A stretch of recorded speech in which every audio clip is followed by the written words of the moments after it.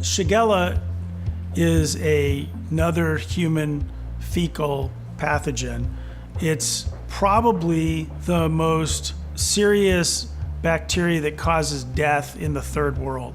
It's the bacteria that causes a lot of dysentery in developing countries.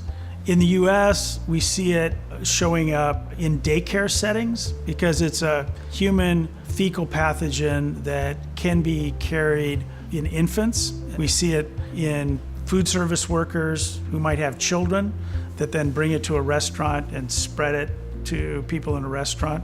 If a child at home has Shigella and a family member is changing that diaper, that family member can become sick and they can go to work if they work in a restaurant and then spread it to other people. We've had Shigella cases involving a 7-layer bean dip that sickened hundreds. It was produced in a facility in California, and there were ill workers working on the line that made the dip. It was a significant outbreak. Shigella bacteria has a pretty quick incubation period, about 12 hours, sometimes as much as 24. It is not one of the leading pathogens in the United States, but it does cause people to vomit, diarrhea. They can become hospitalized, dehydrated.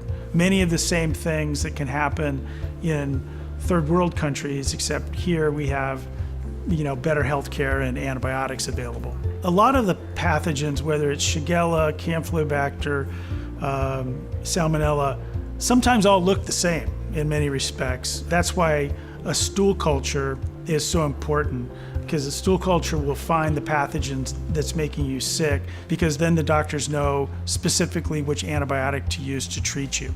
Like norovirus, people who are showing signs of illness, whether it's diarrhea or vomiting, should really be encouraged to stay at home, and once they're even feeling better, to still use really good hand washing and glove techniques to prevent the spread of Shigella.